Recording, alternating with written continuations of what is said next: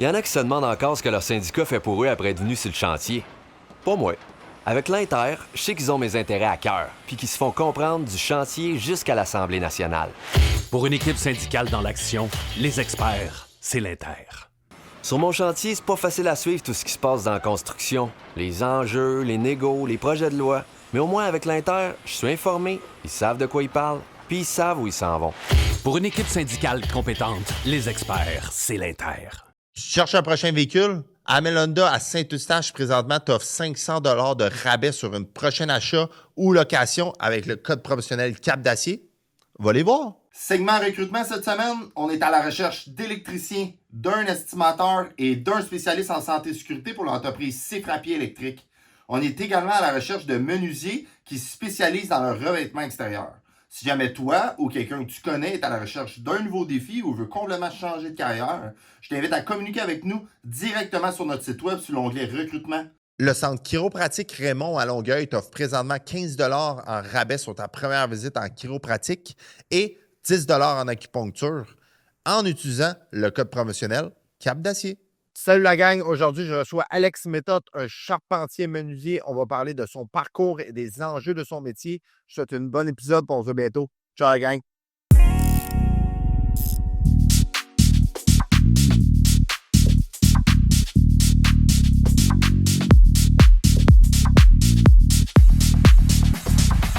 Un gros plaisir de t'avoir ici ce soir. Puis, by the way, justement, te passer par le fameux processus de candidature qu'on avait mis en ligne.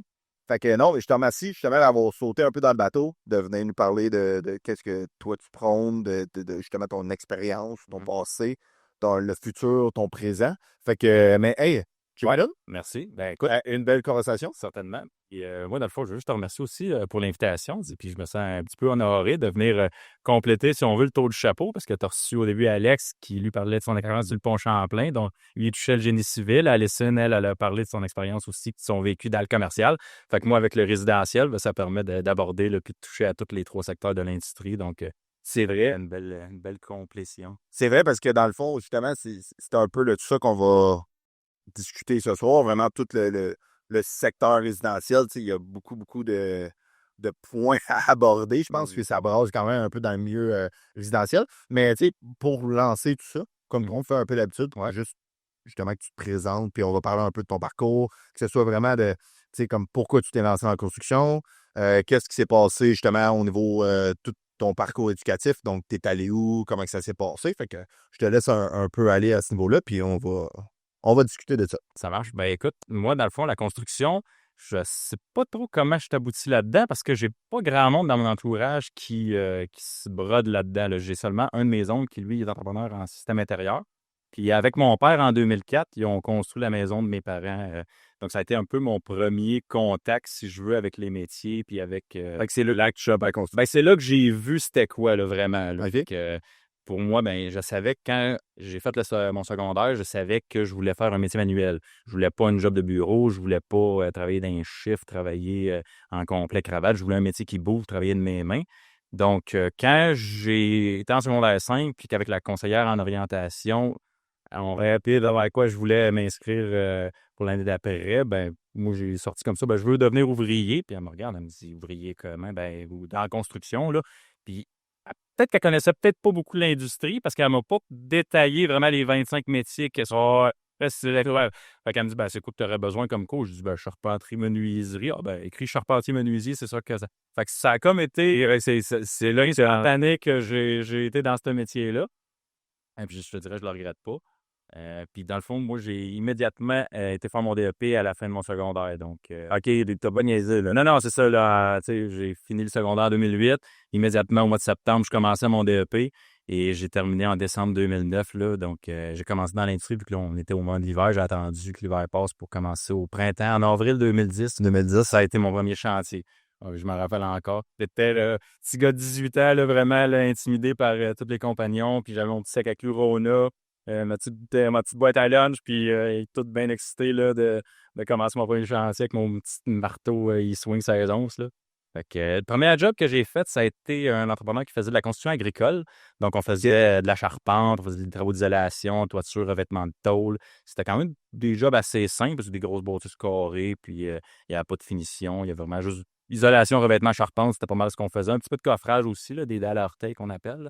Donc, ça a été ma première expérience vraiment de chantier, me familiariser avec la réalité de celui entrepreneur, de faire de la route, travailler à l'extérieur, au vent, manquer des fois des journées là, parce qu'il pleut, ou etc.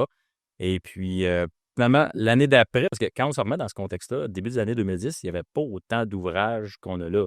Donc, c'était pas rare qu'on se faisait slacker à l'arrivée de l'automne, au début de l'hiver, vers le temps des fêtes.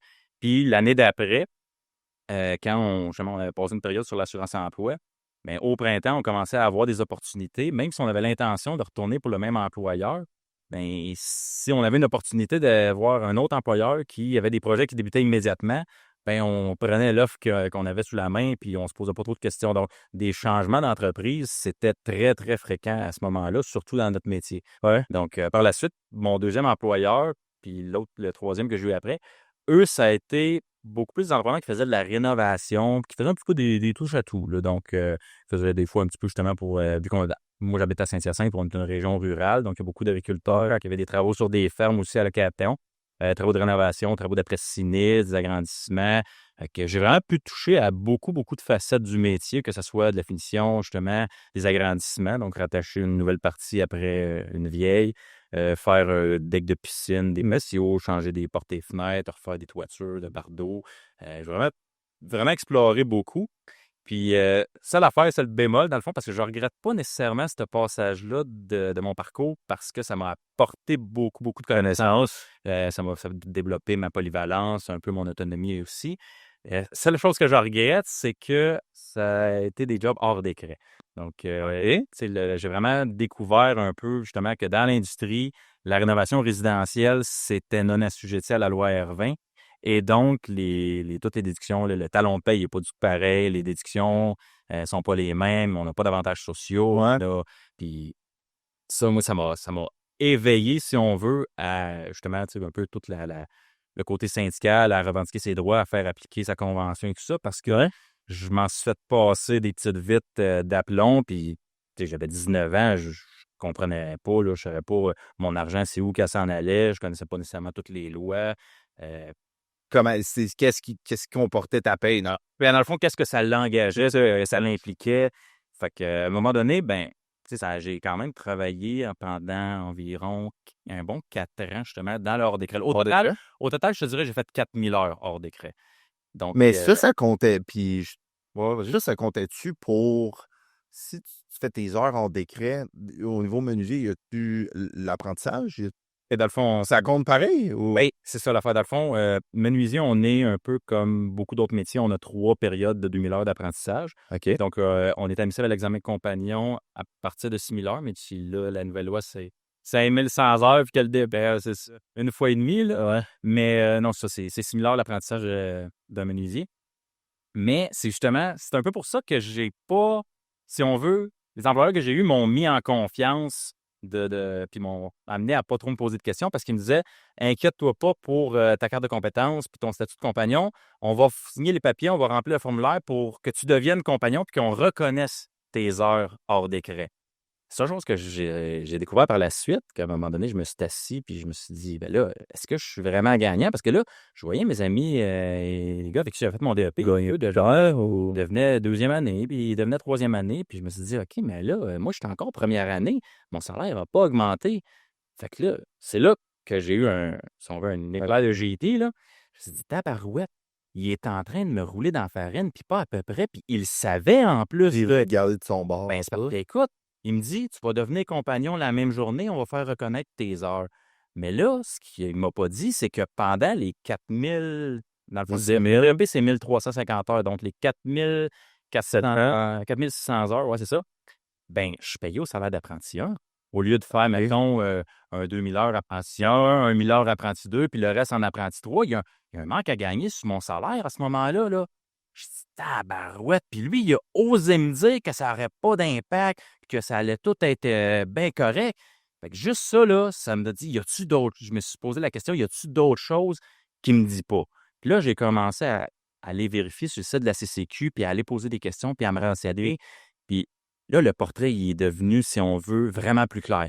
Ça a été ma carte médic, ça a été ma paie de vacances. Je montre les avantages sociaux. Hein, parce que, mettons, le fonds de pension, là, mettons qu'on y va juste avec ça, là, c'est payé, pas tout à fait 50-50, mais à peu près peut-être un 70-30 ou un 60-40. Non. Mais si, OK, j'ai mis 6 000 dans mon fonds de pension qui était prélevé de ma paye, puis ça s'en va dans le fonds de pension de la CCQ. Ce qui apparaît pas sur ma paye, c'est le 8 000 que mon employeur, lui, a mis dans mon fonds de pension. Parce que tu es hors décret. Ben non, mais là, je te parlais, mettons, sur une paye décret. OK. Parce qu'il y en a qui disent, ouais, mais là, tu sais, tu serais bien mieux d'avoir l'argent dans tes poches, puis de prendre des REER de ton bord, puis tu vas gérer toi-même ton fonds de pension. Ouais, ça, c'est une mentalité qui peut être d'un bord bon. Oui, il y a des gens mauvais, là. Il y en a qui sont très à l'aise avec ça, avec l'idée de dire, je vais gérer mes affaires, puis je ne dépendrai pas d'un tiers, puis je vais avoir le parfait contrôle. Mais, tu sais, si, mettons, il y a 14 000 de ton argent qui va en épargne pour, justement, tes vieux jours, mais si c'est toi tout seul qui dois avoir la discipline d'épargner 14 000 par année versus toi, tu mets 6 000, ton employeur met 8 000. Exact. Si, justement, dans leur décret, ton employeur, il ne va pas augmenter ton salaire du montant des cotisations qu'il verse à la CCQ. La même chose pour la carte médic, puis la même chose aussi pour la paie de vacances. Il y en a qui disent, ouais, mais tes jours fériés, tu t'es fait payer immédiatement quand tu es là. Tu n'as pas des payes de 32 heures cette semaine-là. Puis les vacances, tu vas te le faire payer ton 4 Je dis, ah ouais! Mais là, mon boss, il n'était pas au courant parce que, tu sais-tu quoi? Il y en a un dans la gang qui a osé le demander, il dire, hey, nos vacances, là, notre 4 avec notre cessation d'emploi, un test, tu vas nous le donner. Le boss l'a regardé, il dit, ben non, mais ça veut rien dire.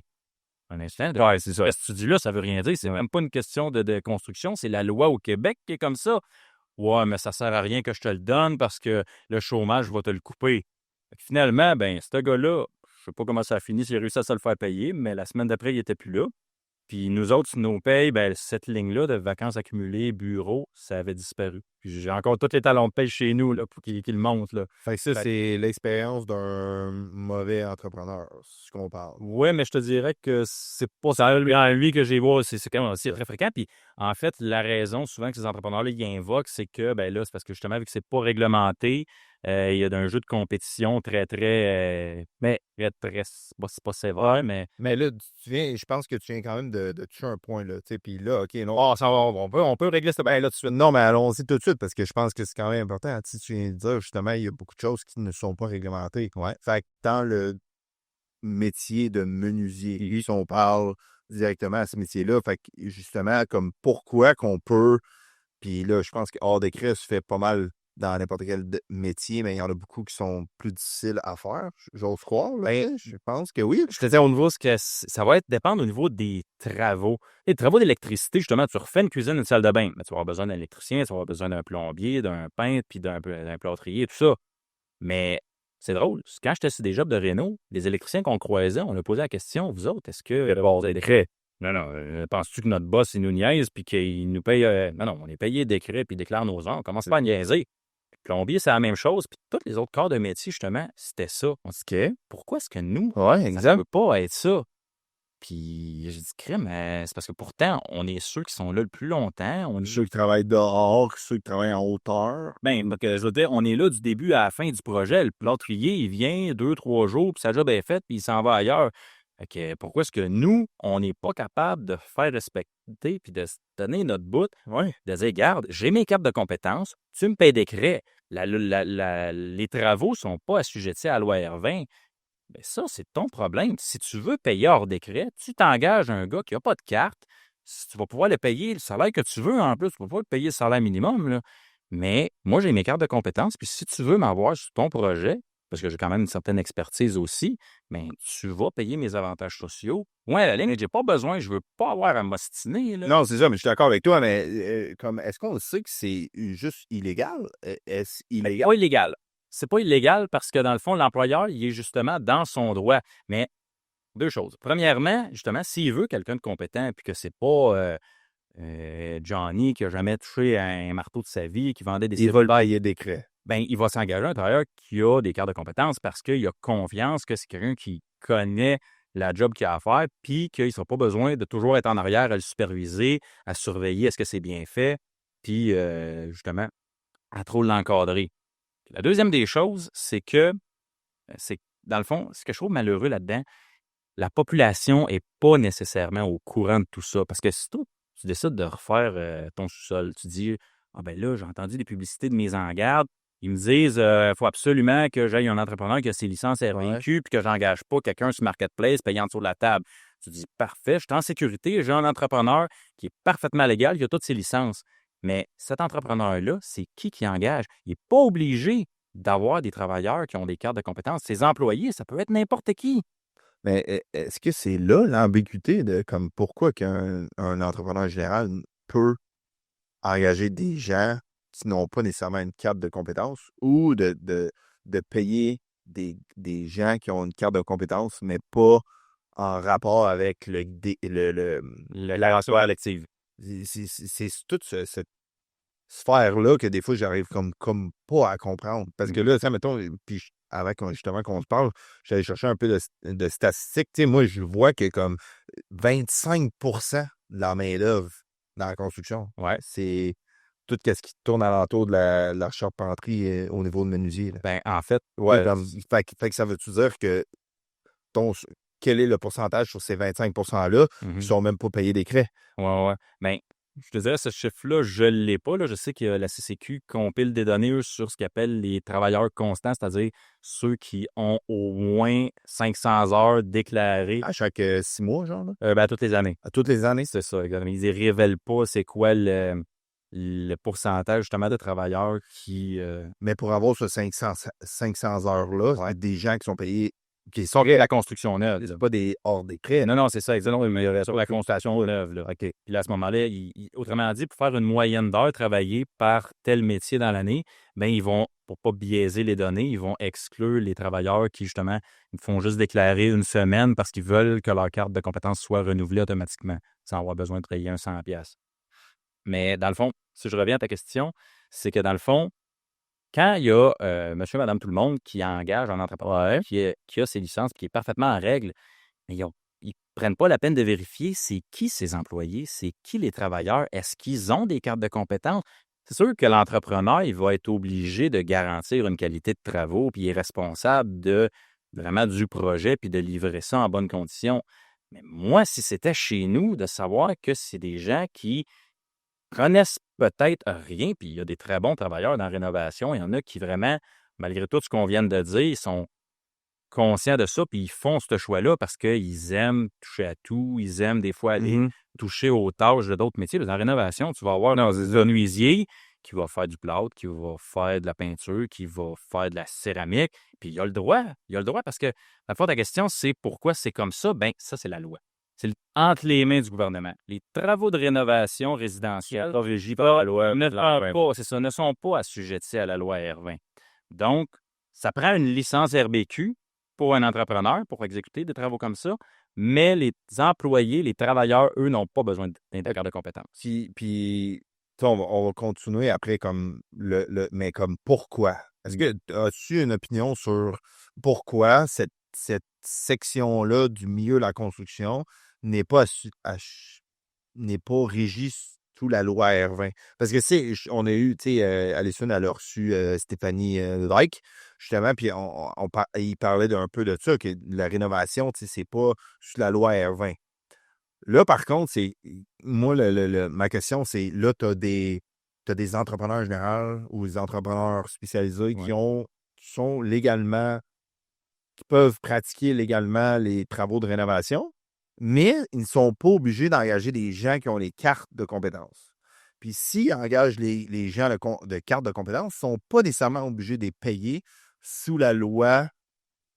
C'est-tu sous la loi R20? Selon la convention, les dispositions. Comme, il me semble les points ne se relient pas. Il me semble qu'il y a quelque chose qui ne fonctionne pas là-dedans. Je ne sais pas ce que tu en penses, mais comme pourquoi, qu'est-ce qui s'est passé, pourquoi on est rendu là, comment ça que c'est la réalité, en fait? Ouais. Bien, c'est sûr qu'il y a une demande des syndicats, je pense, assez fréquente pour que justement, à chaque fois qu'on discute de la loi R20, pour que justement les travaux de rénovation soient assujettis, autant pour justement garantir une certaine augmentation. Ben, tu sais, arrêter d'entendre des histoires d'horreur de tel entrepreneur a fait des travaux. Ça l'aiderait à améliorer cette situation-là. Mais sinon, je pense que c'est principalement, puis j'en viens avec un peu ce que je te disais, les électriciens, ces travaux de rénovation, ils étaient payés décret. Ouais, exact. Les plombiers aussi, c'était la même chose. Moi, une de mes hypothèses, c'est que c'est à cause qu'on est un petit peu trop dans notre métier. Ben, je dis un petit peu trop, dans le sens de on est tellement de monde, OK?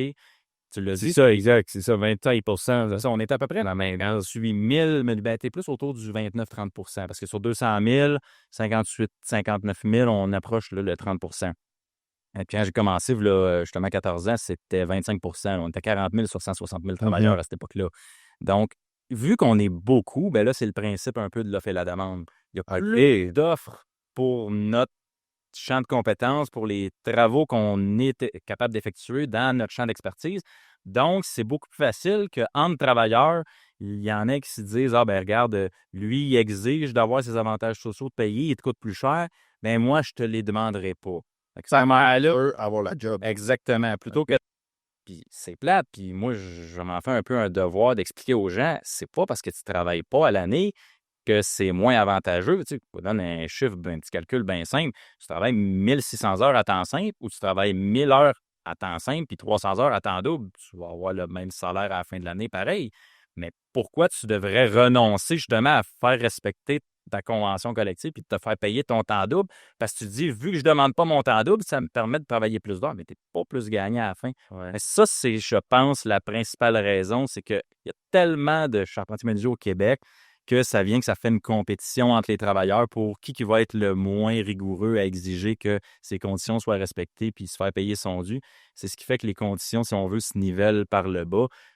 Puis la solution, la façon de justement régler ce problème-là, c'est justement d'éduquer puis de faire de la promotion de nos avantages, de nos conditions pour que les gens aient de moins en moins peur de les revendiquer. Parce que tu parles à des vieux de la vieille là, qui ont travaillé dans les années 90, il y avait des crises économiques et tout ça, ils disent, puis ils ont connu le désassujettissement du résidentiel en plus en 1993, parce que là, le gouvernement, ils ont dit, bon, ben la construction résidentielle, ce n'est plus assujetti au décret de la construction. Fait que ça devenait vraiment 3 différents secteurs complètement indépendants. Ah, ça devenait plus réglementé. Là. Il n'y avait plus aucune loi qui encadrait la gestion résidentielle là, à cette époque-là.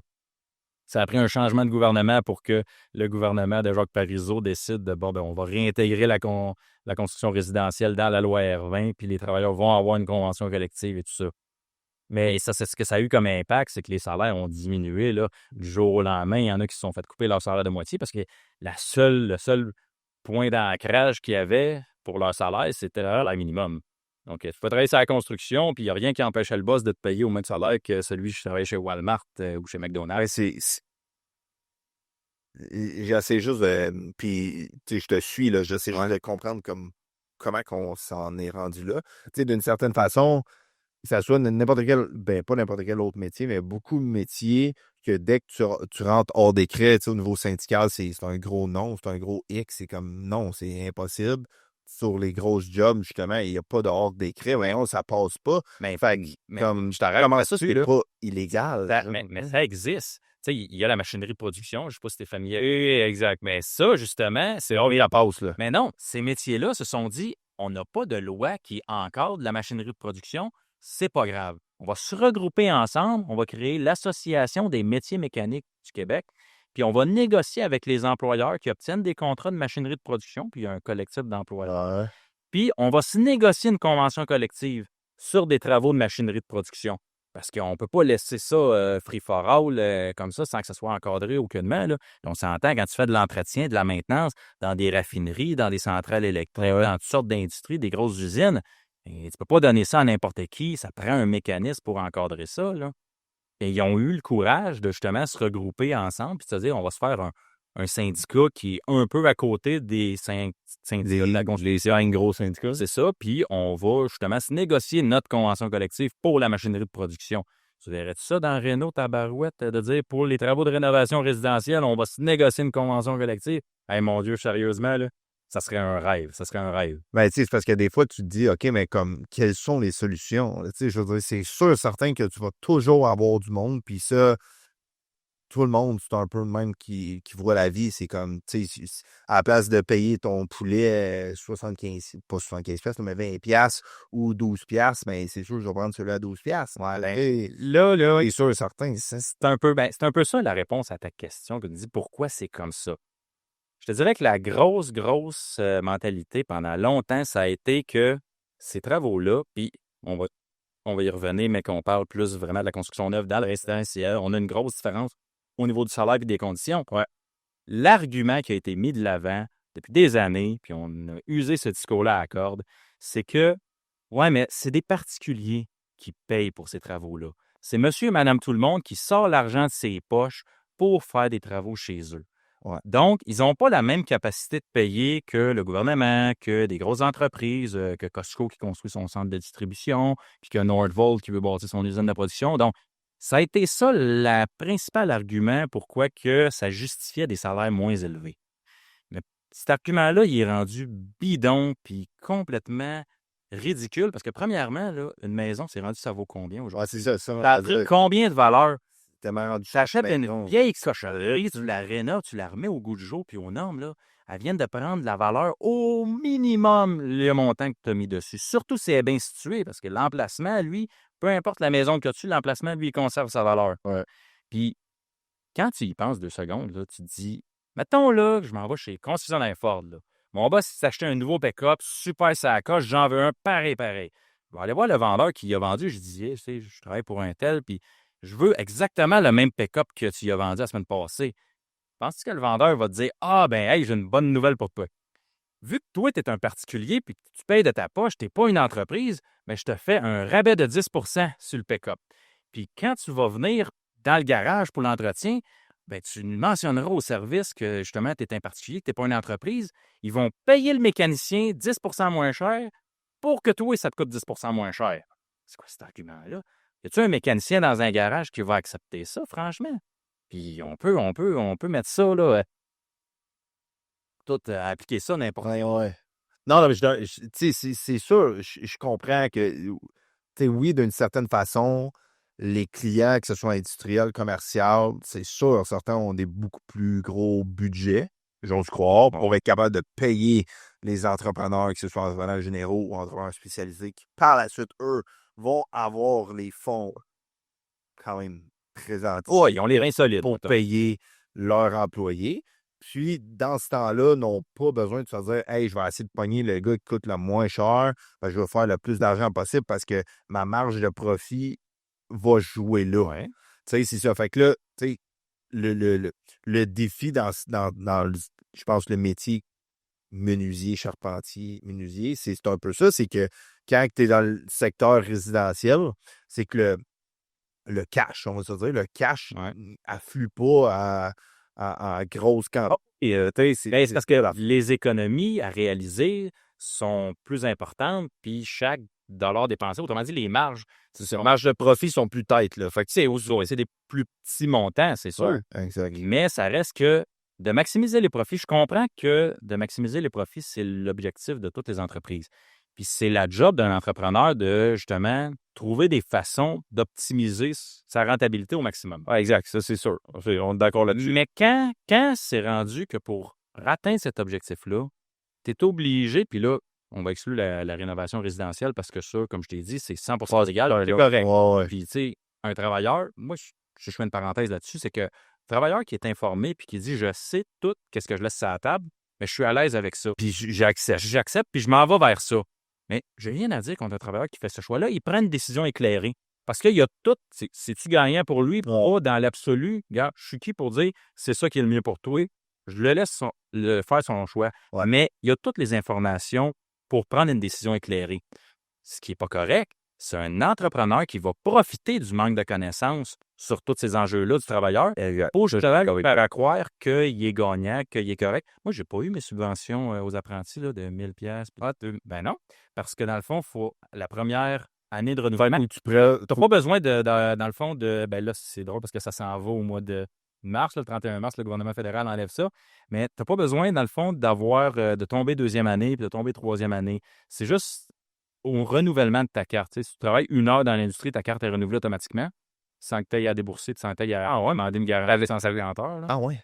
T'avais le 1000$ même si t'avais genre fait. Non, c'est justement, c'est que ta carte est renouvelée. Puis le critère d'admissibilité, c'est que au renouvellement de ta carte, même si c'est encore première année parce que tu n'as pas fait un 2000 heures pendant cette année-là, bien, ta carte est renouvelée, mais il faut que tu aies travaillé 150 heures pendant le premier renouvellement puis 250 heures dans le deuxième renouvellement. Moi, Ce qui n'est pas beaucoup. c'est pas beaucoup, c'est vrai. Mais ça, Renault, tu fais une semaine déclaré décret parce que, justement, ta carte, tu veux qu'elle soit renouvelée et qu'elle reste valide. Bien, à ce moment-là, tu ne reçois pas la lettre de la CCQ pour dire que comment ça fait que je ne l'ai pas. Quand je suis devenu deuxième année, j'ai téléphoné à CCQ, j'ai dit « Ouais, je viens de tomber deuxième année, j'aimerais ça savoir comment avoir justement ma subvention de 1000 $. » Il dit « Monsieur, c'est parce que vous n'êtes pas admissible parce que votre renouvellement, là, la période de renouvellement, c'était telle date, puis vous n'avez pas travaillé le nombre d'heures requis pour être admissible. » Ah bon? Donc ça, si j'avais su ça, si on m'avait informé de ça, j'aurais jamais été faire de la réno. Puis mon 2000 $ de compagnon, même chose. Il faut travailler, déclarer à CCQ 60 %, donc dans mon cas, 3600 heures. Et moi, j'ai fait reconnaître des heures de rénovation. Je n'ai pas travaillé, déclaré le 3600 heures, donc je n'ai pas pu l'avoir. Fait que ça a été un beau montant d'argent. Puis ce que je trouve dommage, c'est que à la fois, c'est le syndicat que j'avais à ce moment-là qui m'ont référé ces entrepreneurs-là. Ils ne m'ont pas informé de ça. Tu sais, quand je te dis, il faut justement que le travailleur ait toutes les informations sur la table pour prendre une décision éclairée, ça aurait été la responsabilité de mon syndicat de m'informer de ça. Puis je trouve ça dommage qu'il ne l'ait pas fait. Mais. OK, fait juste. Je sais sur qu'est-ce que tu viens de dire. Ouais, c'est pas être sûr. Fait que dans le fond, même si tu es hors décret, tu peux quand même avoir un syndicat. Bien, c'est sûr que si tu déclares des heures dans l'industrie puis ta carte de compétence est valide, oui, tu vas genre être membre d'un syndicat puis tu conserves ton affiliation. Mais le syndicat, il va pas te dire de pas aller hors décret? Bien, pourquoi qu'ils ne le diraient pas? Et au contraire, ils vont pas te dire fais pas ça. Ils vont te dire si tu choisis d'aller dans cette direction-là, voici ce que ça implique. OK. Après, prends la décision selon ce que tu juges qui est le mieux pour toi. OK. C'est tout. Mais tu lances une perche intéressante, c'est que dans le cas où justement tes conditions, si on veut, ne sont pas respectées, comme dans mon cas, je ne me suis pas fait payer de 4 % de vacances avec ma cessation d'emploi, bien, le syndicat, il aurait-tu été capable de faire de quoi pour moi? Non.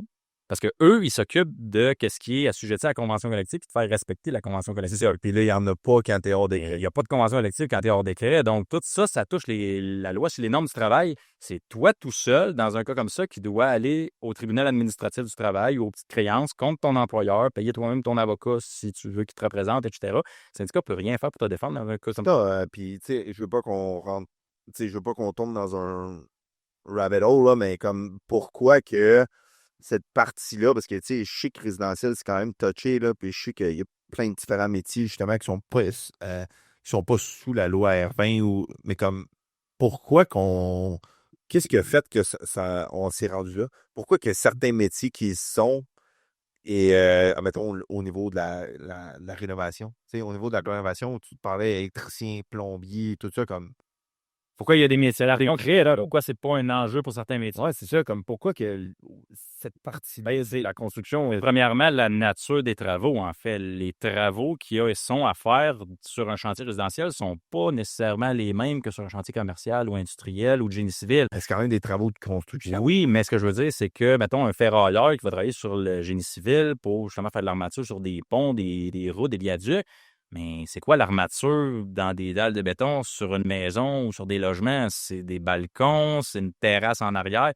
C'est pas la même chose. Tu verras jamais un millwright qui est mécanicien industriel. Aller sur résidentiel. Mais non, ça le dit, mécanicien industriel, c'est dans ce secteur-là. La même chose pour un chaudronnier, la même chose pour plein d'autres métiers. C'est quoi que, justement, tu sais, puis là, je sais pas si c'est la réponse, je sais pas si la réponse existe, mais comme pourquoi, justement, que le milieu résidentiel n'est pas comme catégorisé ou n'est pas bâti selon une loi en vigueur sur OK, mais c'est comme ça le milieu résidentiel, puis c'est de la construction. Comme pourquoi qu'on est pas rendu là? Mais ça, C'est que ça a changé, comme tu disais tantôt, à cause de 1993? Ouais. Ben, C'est celui-là, ça a changé. ben, c'est ça l'affaire, c'est que dans le fond, c'est vraiment la construction résidentielle neuve. Quand on construit une nouvelle maison, quand on construit un nouveau bloc appartement, À partir de 0, on sort de terre, ça, c'est assujetti à la loi R20, ça. Puis ça va même. En fait, la définition exacte, c'est quand on augmente la superficie de plancher habitable. Fait que, C'est une nouvelle Non, Ouais. mais si tu as une nouvelle superficie, ça n'a même pas besoin d'être une nouvelle structure que tu sors de terre. Dans le fond, ça peut être tout simplement, je veux rajouter des pièces à ma maison. Donc, je me fais une extension à ma fondation, puis comme je parlais tantôt, je rattache la nouvelle partie à ma maison, puis je démolis le mur qui était anciennement le mur extérieur, puis ça communique. Ou ça peut être aussi, mettons, j'arrache mes trosses, je vais mettre un plancher sur mon étage, je vais bâtir un deuxième étage de mur avec des trosses pour le toit. Ça augmente la superficie de plancher habitable. C'est de la construction, c'est assujetti à la loi R20. T'es selon le salaire puis les dispositions de la convention collective. Puis ils n'ont pas le choix. Non, c'est ça, il n'y a pas le choix, c'est la loi. Si c'est vraiment juste de modifier l'intérieur, justement, comme refaire ta cuisine, refaire ta salle de bain, ton sous-sol, choses comme ça, ben ça, c'est pas assujetti à la loi R20. Donc, c'est seulement la loi sur les normes du travail qui s'applique. Fait que tout ce qui est de rénover quelque chose qui a déjà été, d'une certaine façon, sous la loi R20, n'est pas sous la loi R20. Exactement. Fait que c'est ça, je comprends. Très bien compris. Puis là, après ça, c'est comme pourquoi qu'on n'est pas capable de mettre ça sous la loi R20, je pense qu'on pourrait en parler par la suite. Ouais, mais ça, c'est au niveau politique. Le gouvernement, il faut que ça s'apprenne. Eh bien, les gouvernements veulent faire ça. C'est ça, mais il y aurait quand même, puis là, tu sais, on parle pour parler, là. Mettons qu'on parle pour parler, là. Il y aurait quand même quelque chose de positif à faire en sorte que cette partie-là, tu veux la construction, qui est la seule qui n'est pas sous la loi R20, qui devrait peut-être être standardisée et intégrée sous la loi R20. Est-ce que tu penses, selon toi, que c'est possible? Et qu'est-ce que ça prendrait, mettons? Ben oui, c'est possible. Puis ce que ça prendrait, ce serait de démontrer justement les avantages que ça apporte, qui vont au-delà, qui vont surpasser le fait que ça risque de coûter plus cher à ceux qui veulent faire des travaux de rénovation, là, parce que ça, c'est le contre-argument le plus fréquent qu'on entend. Mais c'est de mettre la pression sur les députés, sur les candidats aux élections pour dire ça doit être une priorité pour notre industrie. Puis moi, je vais voter pour le parti qui va s'engager clairement à ce que ça soit ça. Mais c'est à peu près la seule solution. Ouais, Je suis d'accord avec toi, mais tu sais, d'une certaine façon, qu'est-ce qu'il faut comprendre, c'est que si ça, c'est sous la loi R20, il n'y a plus d'ambiguïté sur décret ou pas décret ou de ne pas payer tes gars de la bonne façon. C'est ça qui est comme. C'est comme la loi R20, il y a des cadres où tu joues dans le cadre. Oh, ouais. Mais cette partie-là devrait être cadrée aussi. Donc, pourquoi? OK, là, la population va payer plus, ça va leur coûter plus cher. OK. Mais d'une certaine façon, c'est ceux qui travaillent. Puis je pense que aussi, ça tombe tout au niveau de la sécurité, des avantages sociaux, le bien-être de tous ces travailleurs. On sait, le travailleur, en fait, c'est comme. Des fois, je suis comme, OK, mais comme, pourquoi la rénovation ne fait pas partie de la construction? Ben, comme je te dis, on pourrait en parler pendant. ouais. Mais c'est pas honnêtement, là, je reconnais ce que je disais tantôt également, c'est que c'est ça. Maximiser la profitabilité d'une entreprise, c'est totalement légitime. Je comprends ça. Puis même en tant que travailleur, je veux aller dans ce sens-là. Je veux me donner puis donner du bon rendement, être rentable pour mon employeur, puis que lui, il fasse de l'argent. Si le boss ne fait pas d'argent, moi, j'en ferai pas, mes collègues n'en feront pas, personne qui va en faire. Oui, si on veut être bien payé, il faut que l'employeur fasse de l'argent. Mais quand c'est rendu que de faire plus de profit, ça passe par, puis la façon d'y arriver, ça passe par ne pas respecter tes travailleurs, ne pas respecter leur clause de convention collective. Carrément le manger à donner sur le dos. Ben, on ferait là un peu ça. Honnêtement, ça vient chercher mes valeurs, ça vient vraiment m'offenser d'une façon très grave, puis je n'accepte pas ça, puis c'est rendu un peu mon cheval de bataille de dire ça, les gars, ils vous rient en pleine face, vous vous en rendez peut-être pas compte, mais ça profite. Vous avez l'impression que c'est avantageux pour vous, mais c'est 2 fois plus avantageux pour lui, puis il vous le dit pas, il profite de votre connaissance dans le fond. Ça, moi, je me bats à tous les jours pour que justement ça change. Sautons tout de suite dans le. Y a-t-il quelque chose qu'on n'a pas fini de parler avant ou? Dans le fond, je dirais que là, si on revient au début, là, non, ben oui. OK, ben c'est parce que là, ça, je t'ai dit, j'avais fait bien gros de rénovation, puis on avait sauté là-dessus. Je disais, c'est ça, non, vas-y. Une fois que ça, c'est fait, dans le fond, là, j'ai pris conscience de tout ça. J'ai dit, ouais, je m'en vais dans le neuf.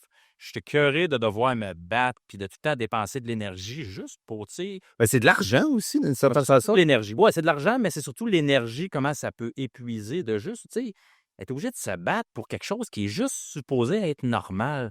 De te faire payer tes avantages sociaux, ta paye de vacances, des affaires. Là, c'est même pas normal. Faut te concentrer. Non, c'est là, c'est supposé t'ostiner pour te faire payer ça. Parce que des journées, c'est quand même des grosses journées. On fait le même job. Tu sors de là, t'es brûlé. Ah, c'est ça. Le même travail, que ce soit neuf, que ce soit Renault.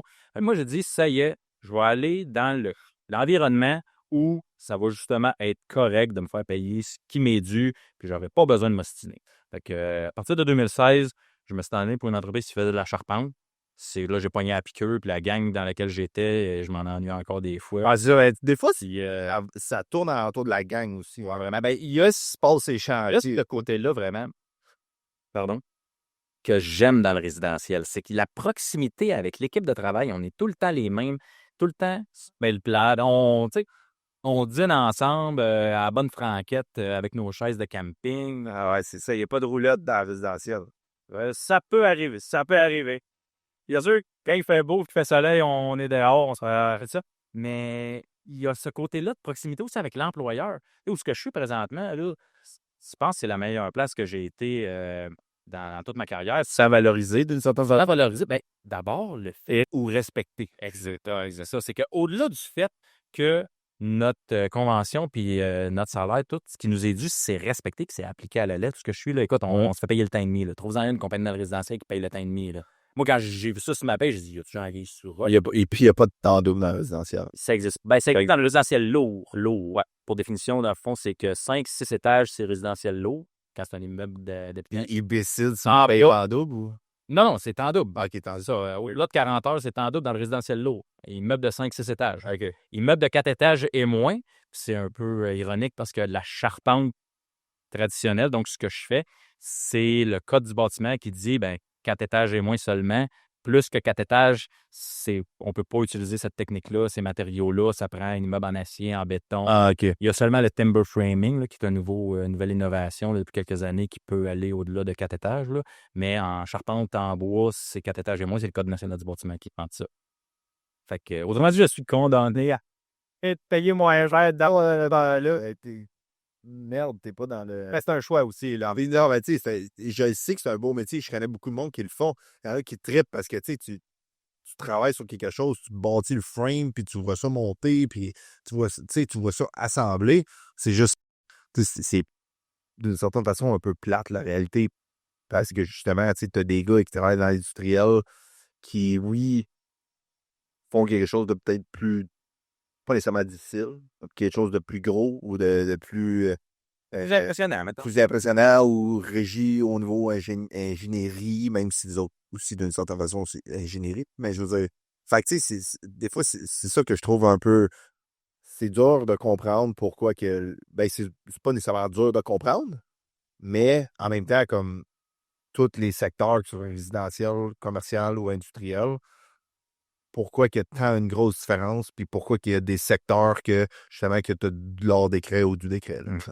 Ça marche. Mais c'est ça. Fait puis justement, il y a cette proximité-là aussi, surtout avec l'employeur. C'est pas rare qu'on va travailler sur place avec le boss. Le boss, il a son sac à clous, puis ah ouais, il est absolument. Il y a énormément d'entreprises là, que l'employeur, il travaille, puis il a ses cartes, puis il y a vraiment cette proximité-là. OK? Ça a des bons côtés, ça a des moins bons côtés. Je reviendrai tantôt. Mais, tu sais, moi, mon boss, on est rendu quand même une grosse équipe, là, une grosse entreprise de 30 employés. On est 5 équipes de charpente, puis l'employeur, le grand boss, il vient sur tous les chantiers, presque tous les jours, en fait. Là. Il vient nous voir, il nous dit salut, il fait un compte-rendu où c'est qu'on est l'avancée des travaux, puis on a la possibilité de lui jaser, de lui faire part de nos impressions, nos commentaires, s'il y a des choses qu'on est content, qui nous irritent, etc. Donc, on se sent valorisé, comme tu dis. On sent qu'on est important. On n'est pas des numéros. Ils nous appellent par nos noms, ils nous connaissent. Il y a vraiment ce rapport-là. C'est pas quelqu'un sur le tableau local, comme on dit souvent. Ouais, exact, c'est ça. C'est pas un nom sur le tableau local. Là, la comptable, elle fait les payes, puis elle voit ton nom, puis elle n'a aucune idée de quoi tu as de l'air. Là. C'est ce que nous autres, des fois, puis je dis nous autres, là, mettons, chez Frappier, là, on riait parce que souvent, on parlait justement, c'était un draft, là. C'est vraiment un draft, là, mettons un draft de hockey. Il y a du monde qui draft sur les jobs, puis t'es premier choix ou t'es 10e choix overall. Puis, mais c'est un peu ça, en guillemets, la réalité. Là, quand tu sors des locales, tout est pitché d'un bord puis de l'autre sur les jobs. Puis après ça, quand, mettons, il y a un entrepreneur qui fait comme, hey, genre, on peut-tu comme travailler ensemble sur les prochains jobs? Tu n'auras plus besoin nécessairement d'une certaine façon de te faire positionner par le local. Mais nous, c'est vraiment pas ça, là. OK, c'est vraiment comme je travaille pour cet employeur-là, ben je fais l'année avec, puis on fait un chantier. Ouais, exact. Le chantier il est fini, il y en a immédiatement un autre qui est prêt à commencer. Bon, des fois, ça peut être. C'est pas le même entrepreneur. C'est le même employeur. Et mon payroll, je suis une payroll dans la même entreprise depuis au moins 1 an. OK. Puis avant ça, j'ai fait 3 ans pour une autre compagnie, mais dans le fond, c'est pas le même client qui est l'entrepreneur général. Nous, on est le sous-traitant spécialisé en charpente, mais ça reste qu'on n'a pas besoin de constamment refaire des démarches de recherche, de le rappeler au local ou de refaire passer une annonce Facebook. Vraiment, on enchaîne les projets avec le même employeur. Puis au départ, tu parlais justement aussi là, un peu la dynamique de le nombre d'heures que tu travailles par année Ouais. avec la partie un peu, comment que je pourrais dire, au niveau pas chômage, là, mais un peu. Ouais, dans le fond, on va dire le nombre de semaines. Fait à cause de la température et tout. Fait que, tu sais, à ce niveau-là, comment que ça fonctionne? C'est-tu tout le temps un peu la même chose? Normalement, tu sais, c'est quoi la moyenne d'heures qu'un menuisier, un charpentier menuisier fait par année? Ben, je pense que les données officielles de la CCQ, puis c'est vraiment tout le métier, tous les secteurs confondus, est-ce que c'est autour de 1300? Ça se rapproche quand même par année. Ça se rapproche beaucoup de la moyenne de tous les travailleurs de l'industrie, à quelques dizaines d'heures seulement là, de différence. Mais c'est parce que justement, dans le résidentiel, comme là, je viens de te décrire, c'est vraiment différent d'une entreprise à l'autre. Les petites compagnies qui sont 4, 5 employés, il y en a d'autres que justement, nous autres, on est plus gros. Puis chaque entreprise va un peu avoir ses distinctions. Mais nous, en étant un petit peu plus gros, ben si on a un projet, mettons, qui est déjà rendu à l'étape de faire les divisions intérieures, si on a des équipes qui sont rendues encore à monter la structure, il y a une journée qui pleut, restez chez vous, les gars, vous venez une journée aider l'autre gang qui sont rendus en dedans, il y a de l'ouvrage pour tout le monde, puis on a beaucoup moins de pertes d'heures ou de manque à gagner à ce niveau-là. Puis je te dirais, depuis vraiment quelques années, le chômage, ça n'existe plus, là, en fait. OK. Fait que c'est quand même une bonne nouvelle. Oh oui, c'est beaucoup. C'est sécurisant. Ouais, c'est ça. Ben Oui, mais on le sait, là, la demande pour des logements, pour des maisons, etc. Là, pendant les derniers mois, les dernières années, il y a eu tous les enjeux des taux d'intérêt, les logements et tout, là. Ouais, ben, tu sais, c'est vraiment le plus l'enjeu financier que beaucoup d'entrepreneurs se disaient, ben, des promoteurs. Non, ouais, le projet va être rentable si avec le coût de financement qu'on connaît, on va peut-être attendre et tout ça. Donc, on a vu quand même une baisse de nombre d'heures. Pour te donner une idée, en 2022, les heures travaillées par les charpentiers menuisiers, c'était 43 dans le résidentiel. Alors qu'en 2023, on a baissé à 38 Fait qu'on a vu l'impact vraiment de la hausse des taux d'intérêt là, sur le nombre de mises en chantier, sur le nombre d'heures travaillées dans ce secteur-là. Mais je te parle de ça, là, se dire l'importance de ce métier-là au Québec dans la construction. Parce que oui, comme on disait tantôt, on est à peu près 28 de toute l'industrie. On est également le métier sur lequel on est quasiment sur tous les chantiers. Il n'y a pas un chantier au Québec Où vous êtes pas, là. où il n'y a pas un charpentier qui est passé. Pas pour faire les formes de fondation, le coffrage, le revêtement, tous les petits travaux des fois. Parce que j'en ai fait aussi des fois des compagnies commerciales que c'était de la location de main-d'œuvre, faire tout ce qui est temporaire, du toilage en hiver, l'air de corps, des choses comme ça. C'est un menuisier qui fait ça. Là. Quand les autres corps de métier y arrivent, ils ont des shacks dans le stationnement souterrain qui sont bâtis temporairement. C'est un charpentier qui a fait ça avant qu'eux autres y arrivent, justement, les installer. Donc, on est présent partout. Puis, c'est le métier, comme je te disais, qui travaille le plus grand nombre d'heures dans le secteur résidentiel également. Le métier qui arrive deuxième, je pense, c'est carreleur avec 23 de ses heures dans le secteur résidentiel. Il y a un gap entre les deux qui est énorme, là. Mais c'est de dire que les écarts de salaire et de conditions, ça nous impacte, nous, beaucoup plus que les autres métiers. Donc, c'est notre combat, c'est à nous à justement mettre ça de l'avant puis à mener cette bataille-là pour rétablir l'équilibre ou l'injustice, appelle ça comme tu veux. Ouais, c'est ça, mais puis en plus, au niveau de tout ce qu'on vient de parler, tu sais, puis là, de plus en plus, il y a un grand manque de main-d'œuvre dans chacun des métiers. Fait que, tu sais, justement, si on se plonge un peu à ce niveau-là, tu sais, est-ce que tout ce qu'on vient de discuter fait en sorte que même si vous êtes une grande partie des travailleurs de la construction, est-ce que ça est-ce que c'est un défi au niveau de la main-d'œuvre, justement, des charpentiers menuisiers dans les prochaines années? Je veux t'amener sur 2 terrains. Ouais. Premièrement, les ouvertures de bassin. C'est un gros sujet, là. On est le métier dans lequel il y en a eu le plus. Dans les dernières années, sais-tu combien il y a de menuisiers qui sont arrivés par les ouvertures de bassin? Mais avant même de rentrer dans l'ouverture de bassin, qu'est-ce qui est une ouverture de bassin, mettons? Ben, dans le fond, les ouvertures de bassin, c'est la CCQ qui constate, parce que je pense qu'un Qui manque de monde, mettons? Ouais, c'est ça. Ok. Je ne connais pas exactement toutes les technicalités, là. Mais dans le fond, ils constatent, OK, dans telle région, on a moins de 5 de la main-d'œuvre qui est disponible, qui ne travaille pas. OK. Donc, on a vraiment une pénurie de main-d'œuvre. Fait que là, on cible là. On ouvre les bassins. On ouvre les bassins. Fait que n'importe qui avec trouve un employeur qui lui garantit 150 heures, peut rentrer dans l'industrie sans avoir aucune formation, sans avoir suivi de DEP ou aucune formation quelconque. Là. OK. Qui décide, mon beau-frère veut travailler en construction, ben, j'ai vu que le bassin, il ouvrait, tu vas, on va aller chercher, c'est ça. Puis t'as jamais eu un marteau dans tes mains, une scie, un gun à clous, des outils qui sont quand même dangereux, là, puis t'as jamais servi de ça. Mettons. Let's go, tu débarques sur le chantier, puis tu pars de zéro, on va tout te montrer. Crème-moi de la côte est assez dur. Puis ça, ce que ça l'amène, là, la réponse à ma question que je te posais en 3 ans, ça a été 15 000. Travaillant, 15 000 menuisiers. Menuisiers seulement, parce qu'il y a des ouvertures de bassin dans l'oreille aussi. Là. 15 000 menuisiers au cours des 3 dernières années qui ont rentré par bassin. C'est énorme. Je te l'ai dit tantôt, on est 58 59 000. C'est tout du monde qui ne sont pas formés. Qui n'ont aucune formation, qui n'ont pas de DEP. C'est sûr que pendant qu'ils ne sont pas compagnons, ils ont une obligation de 30 heures de formation obligatoire pour conserver leur carte de compétence. 30 heures? Ouais. Donc, ils peuvent s'inscrire là, sur le portail Fier et compétent, puis ils vont s'inscrire à un module du DEP quelconque. Pendant qu'un DEP, c'est 1800?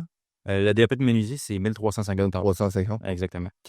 Donc là, quand tu as un nombre aussi important de gens qui n'ont aucune formation, qui arrivent, il faut les former à partir de zéro.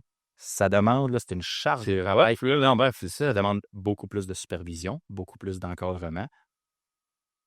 Nous, on a, en tant que compagnon, on a un rendement à donner. On a de la job à livrer. Notre employeur a des attentes envers nous. Ouais. Mais là, on se fait jumeler avec un apprenti qui n'a aucune formation. Puis en n'ayant aucune formation, sa courbe d'apprentissage est plus lente, est plus difficile. Il y a beaucoup plus d'embûches au travers de ce processus-là. Ça fait qu'on est moins en mesure de donner un rendement qui est adéquat.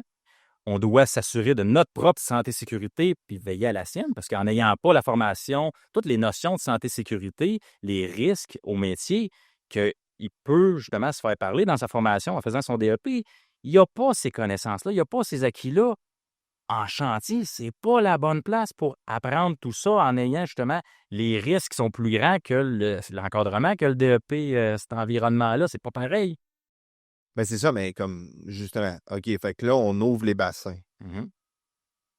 Là, on ouvre les bassins parce que là, maintenant, on a besoin d'un grand nombre de travailleurs. Oui, tout à fait. OK. Mais là, à partir de là, on est d'accord pour dire que oui, c'est une solution à court terme.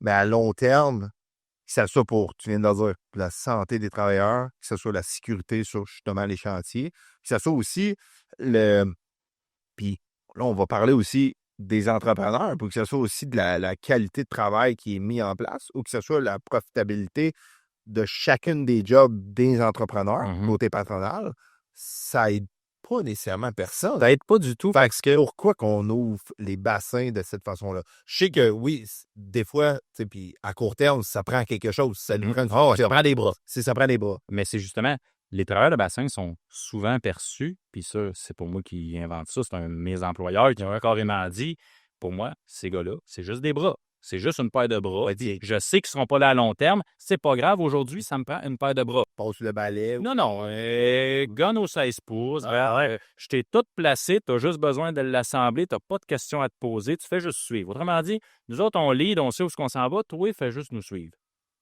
Mais les chiffres parlent d'eux-mêmes, écoute. Pourquoi je dis que c'est pas la bonne voie à suivre, c'est que la rétention chez ceux qui n'ont pas de formation, c'est 2 fois plus difficile de les garder. Il y a 20 d'abandon chez les étudiants qui sont diplômés en dedans des 5 premières années que les gens intègrent l'industrie. 20 d'abandon chez les diplômés, 40 chez les non-diplômés. Il y a 2 fois plus d'abandon chez ceux qui rentrent par bassin que ceux qui rentrent par la voie de la formation professionnelle. Parce qu'ils ne s'attendaient pas à ce qu'ils ont, ils ont des surprises ou parce que justement, étant donné qu'ils n'ont pas de formation, ben ils sont moins aptes à remplir les attentes, les exigences. Ils trouvent que c'est plus difficile. Ils ont moins confiance en eux. Puis le monde sont un petit peu moins patient avec eux. Ouais, s'il faut qu'ils rendent des journées qui sont comme timées, il y a du feu de ça. Il y a eu une pression. Ils disent, il y a manque de points qui fait que Ça, les gens du bassin. je te dirais que, tu sais, quand comme moi, tu fais le choix à la fin du secondaire d'aller dans cette direction-là, tu choisis le métier, tu as le temps. Tu choisis en fait ta carrière. Exact. Ben là, c'est comme si c'était une vocation. Quand c'est un gars de bassin, on a souvent plus l'impression que, ben, c'est une opportunité. J'ai eu l'occasion d'aller gagner 25$ de l'heure en commençant. Parfait, je l'ai saisi, puis je me pose pas de questions, puis tant mieux, mais c'est pas grave si ça dure juste quelques années, puis etc.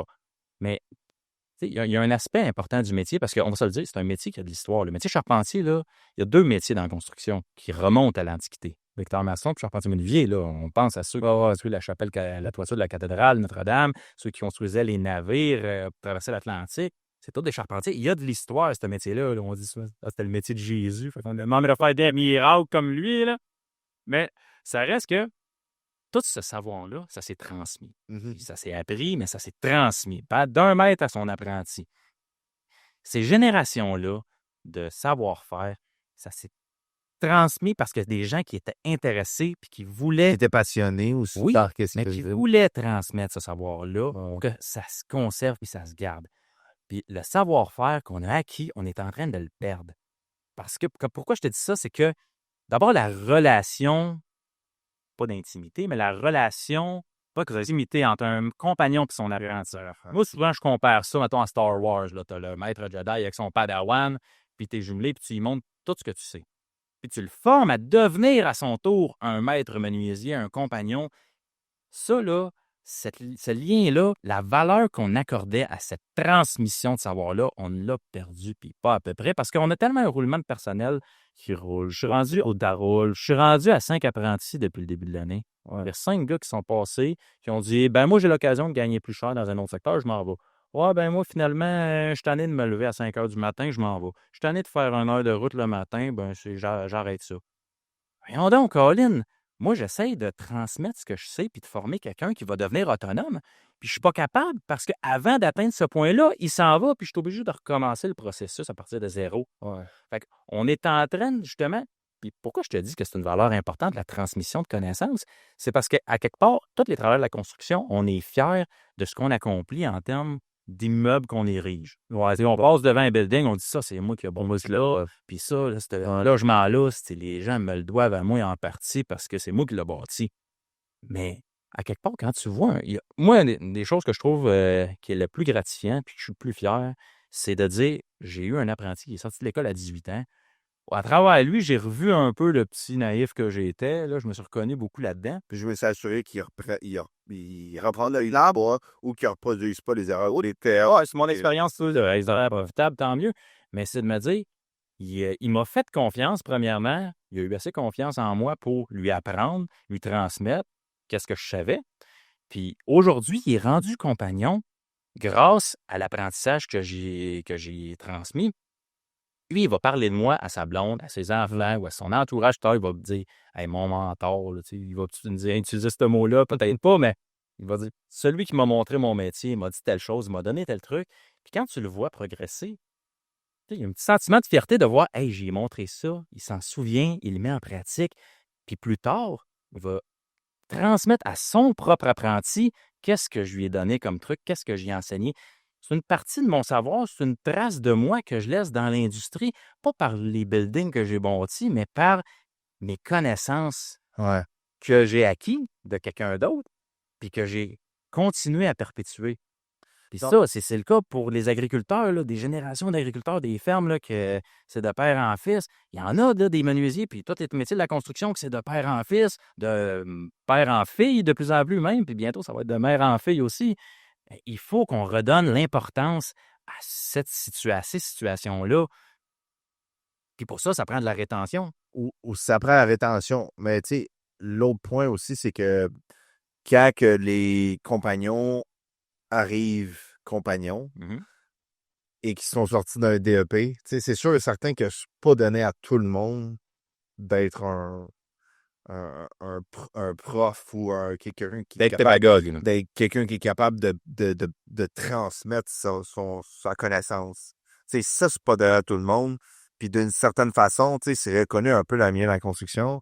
C'est pas du monde qui sont Patient. ben, patients, oui, mais tu sais, d'une certaine façon, je suis pas nécessairement patient aussi. C'est juste que, tu sais, il y a des points que c'est comme, d'une certaine façon, oui, tu veux propager tes connaissances, oui, tu veux donner tes connaissances, oui, tu veux aider le jeune à se lever, mais en même temps, c'est que tu as toujours comme, genre, La pression de... Cool. Ouais. Fait que, tu sais, faut que ça. Je pense que le personnage qui était un petit peu plus dans le passé, qui était habitué à ça, puis c'était comme une. C'était comme une. Comment dire? C'était comme je vais te dire. C'était une religion ou c'était quelque chose. C'était dans les mœurs. C'était dans les mœurs. Tu sais, c'était préconnu de dire, hey, regarde, moi, je veux passer ma connaissance, puis je veux former quelqu'un, puis je veux amener ces jeunes-là vers quelque chose. Je pense que c'est en train de disparaître un petit peu dans travers les métiers. Puis Si on continue dans cette voie-là, qu'est-ce qui va arriver? c'est ça. Mais c'est pour ça. Puis en plus, tu sais, là, tu as de plus en plus de formation accélérée. Fait que là, Ouais, là, je m'en allais là aussi. c'est ça. Tu sais, là, fait que là, tu as comme de moins en moins de formation sur comment bien faire ta job. Puis après ça, ben, qu'est-ce que tu apprends à l'école, ben, c'est pas exactement 100% qu'est-ce qui se passe sur les métiers. Ça, c'est sûr, mais c'est le cas pour tout le monde. Non, mais c'est ça. Ben, si comme le monde qui fait l'université, quand il arrive dans une entreprise, c'est la même chose. Il ne voit pas qu'est-ce qui va arriver. Il faut qu'il apprenne sur le tas. Mais la passation de connaissances, c'est de plus en plus difficile, je trouve. Fait que, tu sais, ça, c'est un gros point, je pense, au niveau de la rétention. Puis d'avoir des gens qui sont capables de prendre mettons, la pression, puis de ne pas le passer après ça à la personne qui est en dessous d'eux autres, Ouais. qui est souvent l'apprenti ou la personne qui essaie d'apprendre le métier. Puis que justement, si cette pression-là n'est pas poussée vers cet apprenti-là, qui arrive souvent, cet apprenti-là va faire comme OK, moi, c'est trop pour moi, je m'en vais. Ah oui. Tu sais, fait que la rétention, souvent, passe un petit peu à travers ça. Tu sais, fait que c'est un méga défi je pense, de culture à la construction. Tu sais, Ben, surtout de voir les gains à long terme. Parce que comme je t'ai dit, quand on ne fait pas de rétention, ben, tout le temps qu'on a passé à donner des connaissances, à former quelqu'un, ben, cet investissement-là est complètement perdu quand l'employé s'en va ailleurs. Donc, si on continue à faire de la formation sans arrêt, on n'est pas capable d'atteindre le point où, OK, un gars qui part de zéro ou qui part seulement de son DEP, on va consacrer des ressources et du temps à le former comme du monde. Au début, il va me coûter de l'argent. Il ne m'en rapportera pas. À un moment donné, il va devenir assez compétent pour juste rentabiliser qu'est-ce qui me coûte. J'aurais pas fait d'argent, il va juste payer ce qui me coûte. Mais un coup dépassé un certain point dans le temps, il va commencer à être profitable et à être payant. C'est ça. Puis là, ben, les premiers temps, ça va rembourser ce qu'il a coûté à former. Puis après ça va être du profit net. Mais ça, c'est tous les premiers jours de travail qui, justement, coûtent de l'argent à former. En faisant pas de rétention, c'est perdu. Il faut avoir une vision plus à long terme au niveau de la main-d'œuvre. Si on veut s'assurer que. Ben, je pense que le blueprint là, pour un entrepreneur, ça devrait être d'avoir des bons compagnons, puis d'avoir des compagnons qui, eux, ont en eux le désir de propager leurs connaissances. Ça n'a pas besoin d'être à tous les compagnons non plus. Non, pas tout le monde, mais ça prend ça prend des perles qui vont faire comme OK, mais moi, je travaille pour toi depuis longtemps. Regarde, moi, là, mettons, le jeune qui rentre, là, m'a l'aidé, puis m'a le formé, puis. Mais c'est dur de nos jours. Tu sais, comme il y a plein de choses qui se passent dans la vie. Tu sais, je pense que c'est de plus en plus dur mentalement pour tout le monde. Ouais. Que ce soit là, au coût de la vie, que ce soit. Tu sais, fait que c'est tout d'arrimer tout ça, puis de dire, regarde, hey, ça me prend des boys ou des femmes qui sont comme, OK, regarde, moi, je vais te donner mes connaissances, puis je vais bâtir la nouvelle génération. Je pense que c'est moins. Tu sais, c'est moins comme valorisé que ce que c'était avant. Je pense que c'était plus naturel avant. Fait que ça, c'est un gros défi au niveau de la rétention. Ouais. Mais tu sais, je veux dire, je pense qu'il va falloir. Il y a plein de choses sur lesquelles on peut réfléchir à ce niveau-là, quoi qu'on parlait. Mais je voulais t'entendre sur Sur les formations accélérées. ben, on peut parler des formations accélérées. Après ça, je veux sauter dans, tu sais, comme toute la division syndicale. OK? Puis, tu sais, je sais que tu te connais quand même pas mal. Mhm. Tu as participé à pas mal de choses, fait que je voulais qu'on saute là-dessus, mais sautons Premièrement, je vais être rapide, là. Mais c'est que ça, les formations accélérées, dans le fond, c'est justement pour éviter d'ouvrir les bassins à outrance puis continuer dans cette voie-là. Ouais, parce que ceux qui étaient des nouveaux arrivants, je ne l'ai pas dit, mais qui arrivaient par les DEP, c'était à peu près bon an, mal an, autour de 1500 personnes. Ça a toujours été pas mal constant. par année. Oui, par année. Ça a été pas mal constant dans les 10 dernières années. À côté de ça, OK, là, je te parle, mettons, au début des années 2010, il y avait environ 500 nouveaux apprentis qui rentraient par bassin. Donc, il y avait 3 fois plus de diplômés que de nouveaux apprentis par bassin. Là, la tendance est inversée. Il y a 3 fois plus d'apprentis qui rentrent par bassin que de nombre de diplômés, là. C'est vraiment une tendance qui s'est inversée complètement. Donc, pour pallier à ça, le gouvernement, ils ont dit, OK, on va faire des formations accélérées. On n'est pas le seul métier, les opérateurs, il y a les ferblantiers, etc. Nous, on est un de ces métiers-là. Puis ce qui est plate, c'est que, bon, tout ce que tu as dit dans les médias, autant que c'est du monde qui n'était pas intéressé par tout par le métier, voulait rénover le chalet, le sous-sol, il n'y avait pas d'obligation de s'en aller faire des heures dans l'industrie après. Donc, on les a payé une formation, puis on les a payés pour suivre cette formation-là sans aucune garantie qu'on allait avoir un retour sur investissement. Puis, tu sais, 750$, je ne sais pas comment le gouvernement a fait son calcul, mais il faut que tu travailles à quel salaire pour gagner ce montant-là net par semaine? Il y a bien du monde qui se sont rendus compte que mettons, dans le commerce de détail, dans la restauration. C'est un bon 70, ouais, c'est 70 000, là. 750 piastres. Oui, mais tu sais, à l'heure, mettons, tu gagnes 25$ de l'heure, ta paye nette doit être à peu près autour de ça, tu sais, je ne l'ai pas calculé. Mais, tabarouette, il y a du monde qui se sont dit, mon emploi, je gagne même pas ça en ce moment, je vais m'inscrire, j'assure être pris, puis c'est pas grave si je ne m'en vais pas à travers ça dans la construction. Premièrement, ils ne l'exigent pas.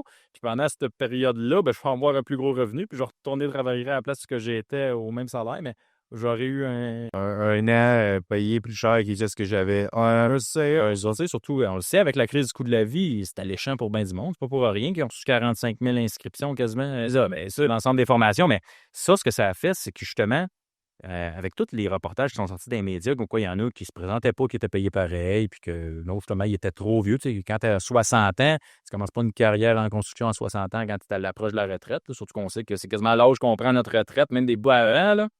Donc, ça fait en sorte que c'est ceux qui sont bien intentionnés. Je te parle de gens qui veulent réorienter leur carrière et qui avaient besoin d'avoir un revenu pour retourner aux études. Ils sont bien intentionnés, mais ils ont été stigmatisés parce que, justement, il y avait tout cet environnement-là autour d'eux que les employeurs les associent à « Ah, ben là, toi, tu as ton AEP. Ah, ben, tu es un profiteux du système. Tu es un têteux de fonds publics. Je veux rien savoir de t'engager. » Parce qu'ils associent tout le monde à, justement, les pires cas qui sont sortis dans les médias. Ça, je trouve ça malheureux. Oh, mais ça, c'est un classique aussi, là, au Québec ou un peu partout, là. C'est toujours les PK qui caractéristiques quelqu'un en particulier ou un groupe en particulier. Le rap, c'est que c'était prévisible. Les syndicats, ils l'ont dit, ils ont mis en garde. Puis même juste, il y avait des tribunes téléphoniques où que des journalistes disaient « Ah, ben là, est-ce que ça vous intéresse? » Puis le monde appelait et il disait « Mais là, je trouve ça bizarre qu'il n'y ait pas d'obligation. Comment ça? Comment qu'on peut s'assurer que vraiment ça va remplir? Parce que cette offensive-là, elle avait un but. Comment qu'on peut s'assurer qu'on va atteindre le but qui nous a motivés à mettre en ça? Exact. Ça a été fait vite. Ça a été un peu comme la PCU, ça a été fait vite. C'est pour répondre à un besoin assez critique rapidement. Puis on n'a pas été réfléchi plus loin nécessairement. C'était la première idée qu'on a eue puis qu'on n'a pas nécessairement pris du temps à travailler. Ça, c'est un autre sujet. Je veux dire, tu sais, c'est sûr certain que des fois, de mettre quelque chose en place juste rapidement, juste pour aller essayer de faire quelque chose sans l'avoir réfléchi, c'est pas nécessairement intelligent. Mais bon, tu sais, je pense que c'est pas juste la la construction ça se passe, là. On va être franc entre toi et moi. Mais, tu sais, aussi, puis d'une certaine façon, on parlait justement des syndicats qui disaient, tu sais, je pense pas que c'est une bonne idée. Je pense qu'il y a peut-être une autre solution au niveau du manque de main-d'œuvre pour remettre en place, tu sais. Fait que, puis là, tu sais, on parle de syndicats au niveau des syndicats, au niveau menuisier, charpentier menuisier. Comment que ça se passe, tu sais, qu'est-ce qui se passe? Puis là, je sais qu'on s'en va en 2025 un petit peu au niveau des négociations, tu sais, fait comme où qu'on s'en va avec ça, sais-tu un peu qu'est-ce qui se passe dans ce milieu-là? Qu'est-ce que les syndicats disent? Qu'est-ce qui se passe sur les chantiers? Bon, ça mettons, on veut highlighter un peu ça, qu'est-ce qui se passe? Ben, par où commencer, tabarnouche? Écoute, on a beaucoup... Les menuisiers, on est souvent vu comme étant un métier qui se tient pas, un métier de flamme ou un des métiers que... Vraiment, il y en a qui nous disent souvent, vous avez une convention de schnout.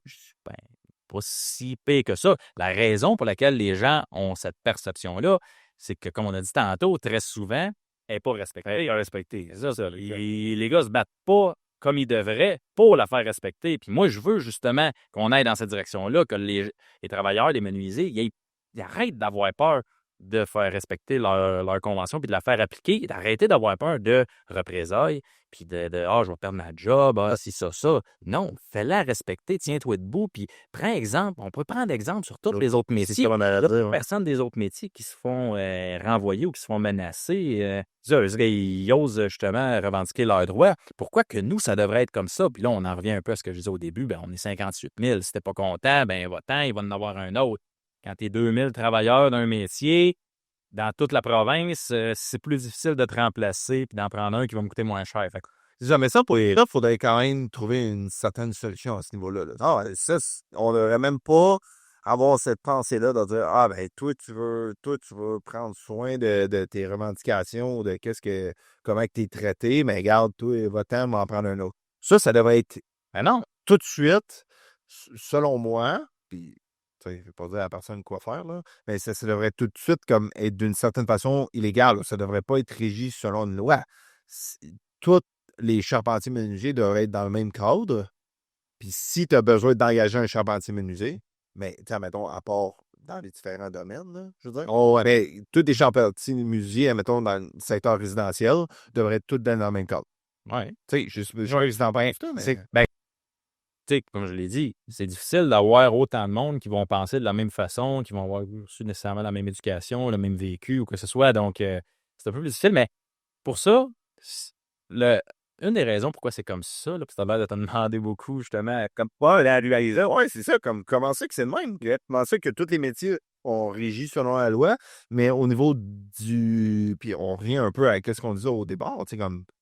Il n'y a personne qui a comme fait. Il y a personne qui a levé les bras ou il y a personne qui s'est battu pour ça. comme je dis, il y a eu des époques sûrement de crise économique où l'ouvrage était plus rare. Puis là, si tu voulais travailler, il fallait justement que tu fasses une croix sur certains acquis. Puis là, quand tu es en position vulnérable parce que tu as ta famille à faire vivre, etc., des fois, il y en a qui ont été prêts à faire ces concessions-là. Mais une des raisons aussi que, selon moi, il l'explique, c'est ce qu'on appelle le conformisme ou l'adaptation sociale. Tu sais, des expériences psychologiques qui ont révélé, c'est un peu dans notre ADN, si on veut, le résultat de l'évolution, que quand tu arrives dans un groupe d'individus qui ont un certain comportement, pour ne pas être exclu de ce groupe-là, tu vas adapter ton comportement au leur. Puis tu vas faire exactement comme eux. Même si tu ne comprends pas pourquoi, là, ça peut être, tu rouvres un ascenseur, puis là, tout le monde regarde le fond. Tu sais, personne qui fait ça, là, regarder le fond de l'ascenseur. Mais tout le monde dans l'ascenseur regarde en arrière au lieu de regarder la porte, tu vas faire comme eux. Pourquoi? Tu n'as aucune idée.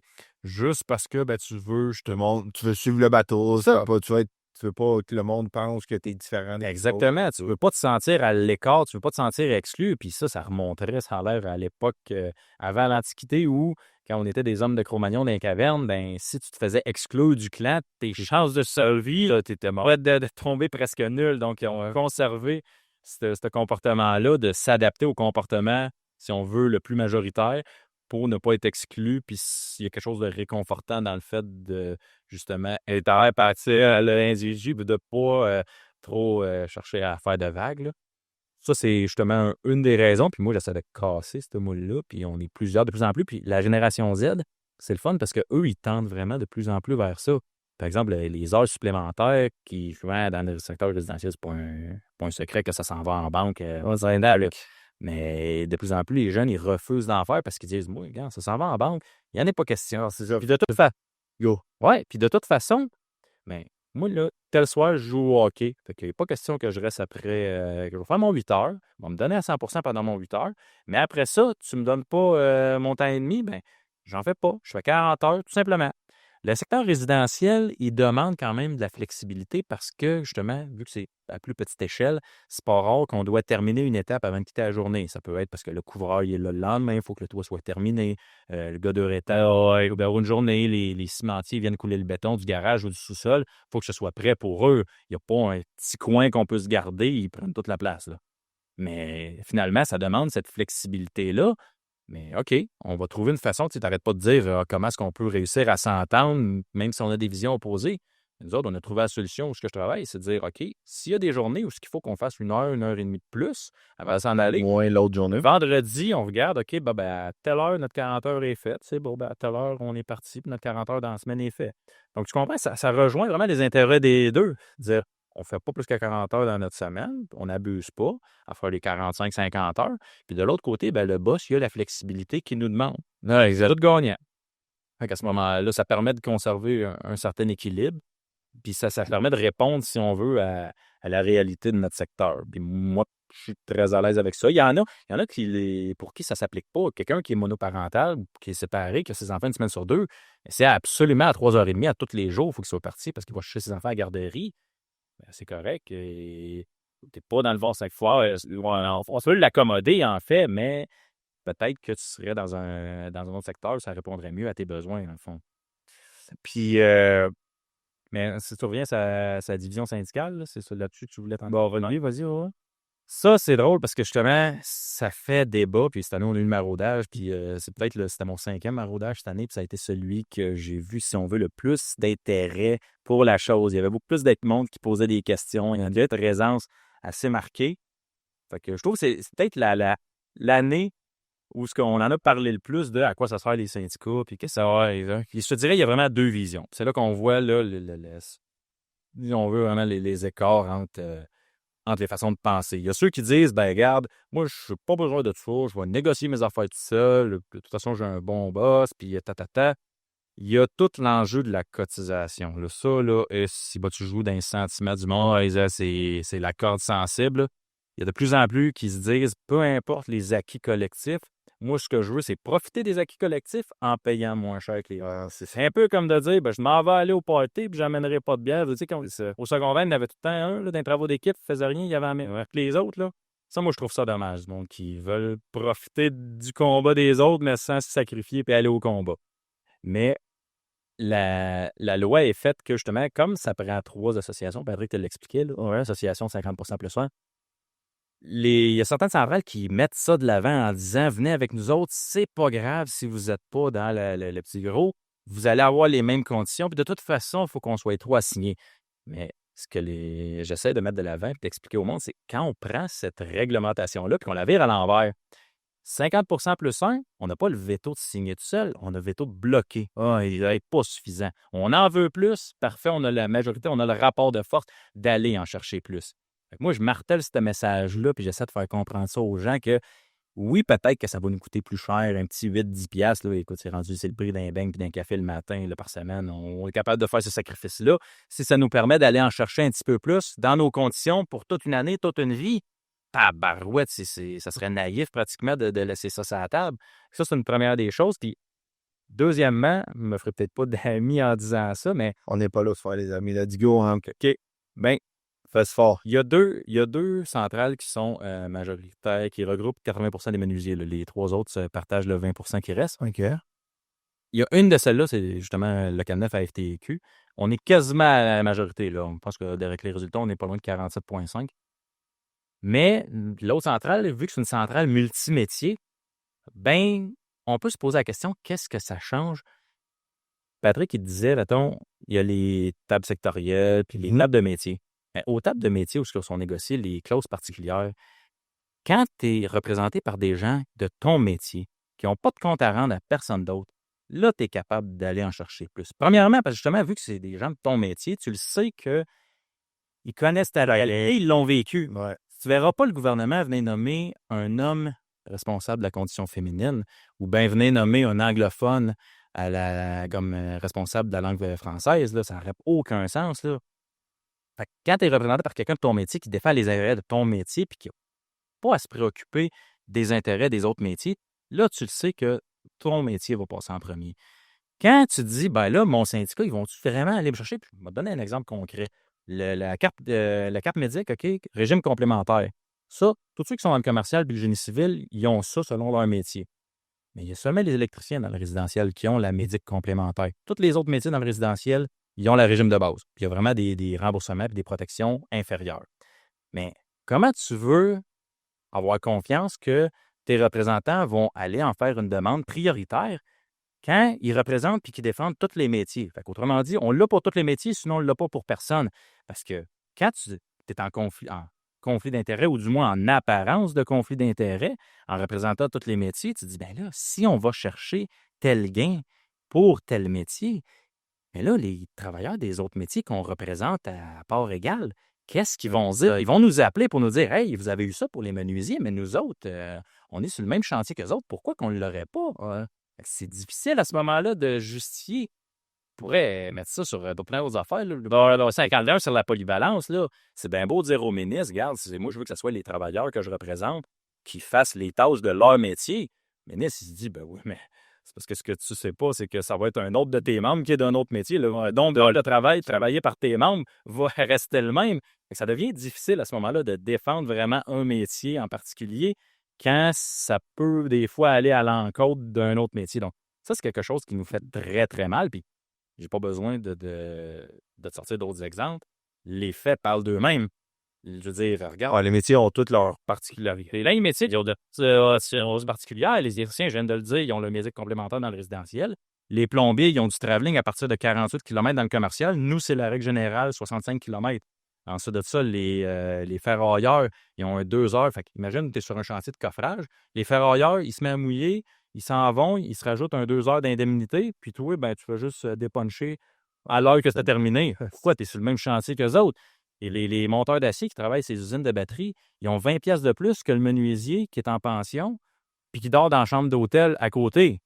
Pourquoi est-ce que c'est qu'on a autant des disparités comme ça? C'est sûr qu'il y a certains métiers que peut-être, je ne veux pas dire qu'ils ont une plus grande valeur, parce que selon moi, on est tous aussi importants. Tu enlèves un métier, là, le chantier ne peut pas continuer parce qu'on a besoin de chaque métier sur chaque chantier. Exact.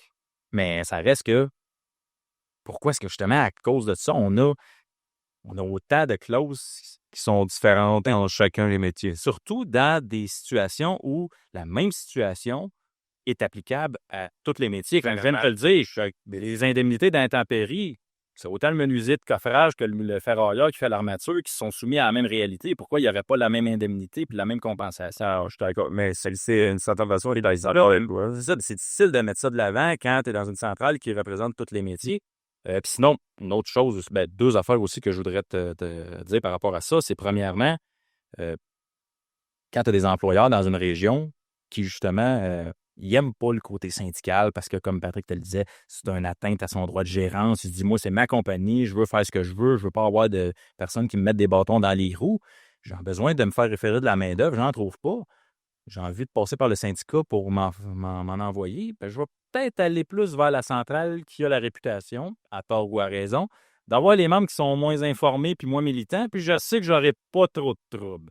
C'est une des choses. Tandis que quand tout le monde est à la même place, puis tous les métiers qui sont à la même place, ils sont forts, puis ils n'ont pas à se battre pour que leurs droits soient respectés, le plombier, électricien, ferrailleur, monteur d'acier, mécanicien d'ascenseur, etc.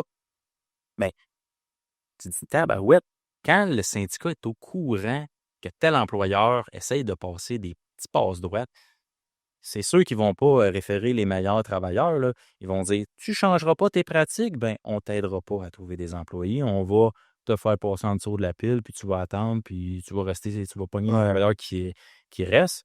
That's it, that's all. L'autre situation, c'est que dans des cas où il y a des employeurs qui ne veulent pas respecter les travailleurs, ben tu portes plainte au syndicat, mais vous êtes, supposons 10 travailleurs, puis les 5 centrales sont représentés. Ben, si tu as 2 travailleurs dans une centrale, puis c'est le représentant de cette centrale-là qui appelle le boss pour dire, ouais, j'ai eu plainte anonyme. Pas très, très anonyme ta plainte parce que j'ai seulement 2 gars qui sont avec toi. C'est sûr que c'est un des gars. Là, tu t'exposes à des représailles. Puis tu compliques le travail du représentant parce que le représentant, lui, il veut faire respecter tes droits.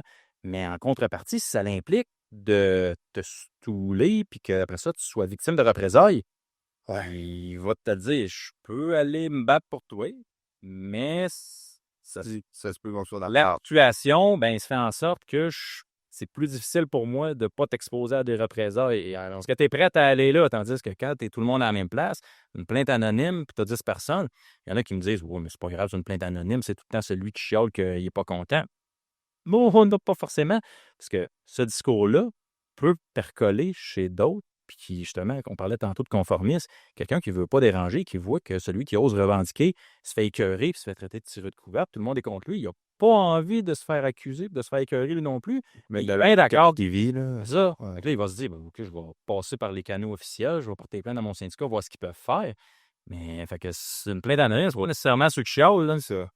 Mais je pense que c'est un peu la réalité de l'ensemble de l'œuvre. Mais tu sais, mettons, pour finir ça sur une note plus positive. Ouais. Tu sais, mettons, le métier de charpentier-menuisier, où tu penses que ça s'en va? Est-ce que tu penses qu'il y a quand même du bon ou du positif qui s'en vient dans la prochaine année? Qu'est-ce que tu penses qui va se passer, justement, là, dans la prochaine année? Ouais, ben, les perspectives sont encourageantes parce que justement, la crise du logement, ça nous aide vraiment beaucoup. Parce qu'on en a parlé, le secteur résidentiel, on a trop des avantages, autant en termes de salaire que de conditions. On n'a pas de travelling là, dans le résidentiel. On a du temps de nous au lieu d'avoir du temps double. On a beaucoup d'écarts à ce niveau-là. Ça fait que c'est déserté. Puis les entrepreneurs en ont pris conscience là, dans les dernières années. Ils en prennent un peu avantage. Ben, dans le sens qu'ils se font shipper leur main-d'œuvre par les autres secteurs, que c'est beaucoup plus difficile de recruter, c'est beaucoup plus difficile de retenir la main-d'œuvre. Donc là, ils vont probablement consentir à mettre la main dans leur poche puis à en donner plus. Donc, pour la négo qui s'en vient l'année prochaine, ça, c'est vraiment encourageant. On va peut-être commencer enfin à avoir un certain rattrapage. À cause qu'il y a plus de demandes au niveau, Exactement. au niveau de la pénurie de logements. Oui, c'est ça, exactement. Parce que la raison pourquoi que les logements, si on s'en va sur la crise du logement, c'est qu'il n'y en a pas assez. On veut en bâtir plus, mais on n'a pas la main-d'œuvre pour la bâtir. À ce moment-là, on fait quoi? Si on bonifie les conditions, ça va faire en sorte qu'il y a plus de gens de monde qui vont aller disponibles pour construire des logements. On va avoir la capacité de faire plus de mises en chantier. Plus de mises en chantier, on va avoir plus d'un logement, puis on va avoir en sorte d'avoir un équilibre un petit peu qui va s'être rétabli. Là. Ça ne veut pas dire que ça va se faire en 1 an, 2 ans, mais pourquoi est-ce que je dis que ça va rétablir? Parce qu'il y en a qui vont me dire, ouais, mais là, c'est parce que si on augmente les salaires immédiatement, ça va faire monter les coûts de construction. Pas nécessairement. Ben oui, en fait, les coûts de construction vont monter, mais seulement sur la portion des salaires. Oh, exact. Les salaires, c'est environ 40 du coût de construction d'un projet. Ça va être seulement ce pourcentage-là qui va être affecté. Puis quand il y a plus d'offres, ben, pour rivaliser entre eux, les promoteurs, ils n'auront pas le choix soit d'être plus souples dans leurs critères, c'est-à-dire de permettre des animaux, de permettre des gens issus des minorités ou avoir moins de discrimination, par exemple, des gens qui ont des enfants ou peu importe. Puis surtout, les vieux logements. Aujourd'hui, tu as des logements qui ont été bâtis dans les années 80 qui se louent au même prix que les nouveaux flambant neufs.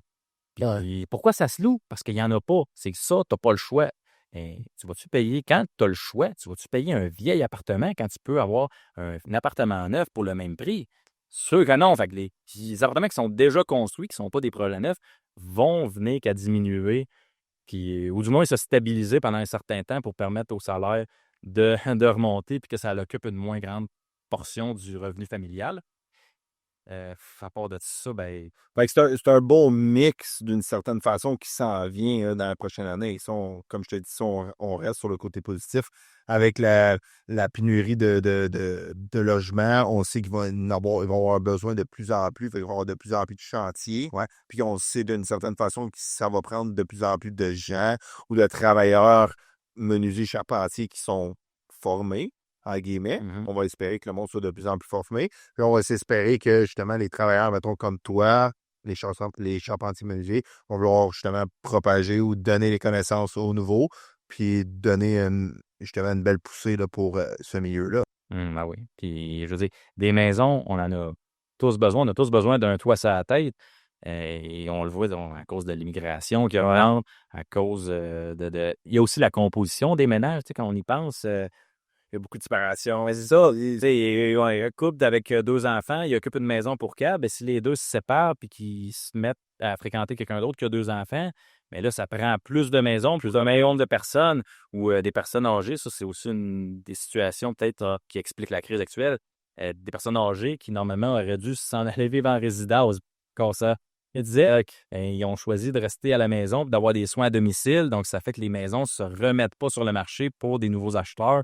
Puis, des gens qui veulent acquérir une propriété. Donc, ça nous oblige en construire encore davantage. Il y a tout l'enjeu environnemental aussi. C'est pas simple là, pour les ménages. Ben, dire, hey, on déboise, est-ce qu'on convertit des milieux humides, des terres agricoles? Il y a les lobbies environnementalistes, les écologistes qui s'opposent à ça. Fait qu'il y a vraiment une question très complexe. On pourrait continuer avec les Airbnb, parce que tu sais, toi, si tu achètes un duplex demain matin, tu te dis, ben, je peux le louer à des résidents permanents ou je pourrais le louer sur une plateforme comme Airbnb, puis ça va me rapporter plus. Ben, OK, je vais aller vers la solution qui rapporte plus. Le gouvernement a un rôle pour encadrer ça. Puis les offres multiples, c'est la même chose. Là. Combien est-ce qu'il y en a qui ont surenchéri pour acheter une maison parce que ils se font dire, bien, il y a déjà 10 offres à cette maison-là. Le besoin est incroyable. En ne sachant pas c'est quoi le montant des offres contre lesquelles elles se battent. Il y en a. C'est ça. L'offre qui est numéro 1 en ce moment, c'est de 40 000 plus cher que le prix demandé. Toi, tu offres 100 000 parce que tu sais pas que l'autre est 40 000 seulement puis tu payes 60 000 de trop. Alors, ça aurait pu mettre 45 000 puis tu aurais gagné l'offre la plus élevée par elle. C'est sûr que toute la partie, genre, justement, immobilier, justement, je pense, atteint beaucoup le milieu où les travailleurs charpentiers menuisiers.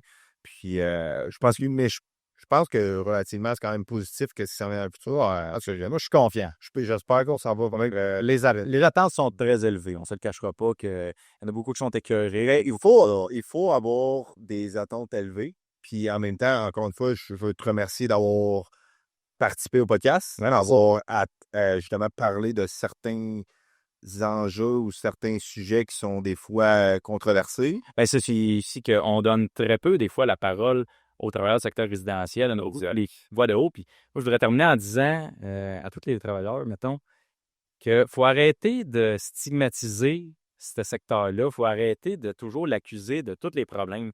Parce que j'ai entendu énormément au cours de ma carrière, justement, des travailleurs de d'autres métiers ou d'autres secteurs pointer du doigt en disant le résidentiel, tout le temps des fainéants, puis si ça, ils se battent pas, ils se tiennent pas. Puis, sais-tu, la journée qu'on va voir les travailleurs du résidentiel comme des confrères puis des collègues, plutôt que de les voir comme des cancres puis des boulets, la chose va fonctionner. Il n'y a pas personne qui a envie de se joindre à une lutte si c'est par les reproches, par les blâmes, puis en se faisant accuser que ah là, c'est que nos conditions ne s'améliorent pas à cause de vous autres, devriez nous rejoindre. Il faut que les secteurs arrivent à se parler. Puis que autant du côté du commercial puis de l'institutionnel, dire on tend la main, on essaie de leur expliquer pourquoi est-ce que ça serait bénéfique pour eux, pas pour nous, là, pour eux, de se joindre à la lutte. Puis du côté du résidentiel, on a un devoir aussi à faire, plutôt que de les regarder avec envie ou jalousie, un peu quasiment avec mépris. Ah, hey, le moins fort que nous autres sont payés plus cher. De dire, crème, pourquoi est-ce que c'est qu'ils ont ça? Peut-être qu'ils ont des leçons à nous donner puis qu'on devrait s'en inspirer pour dire, si on veut se faire respecter et avoir des meilleures conditions, ça commence par nous autres. Puis il va falloir qu'on se batte pour ces conditions-là. Hey, je te dirais que je peux pas mieux finir que ça. Fait que je te dirais merci, mon homme. Ouais, ça va participer. Ça fait plaisir. À la prochaine, on se voit bientôt. Bye bye.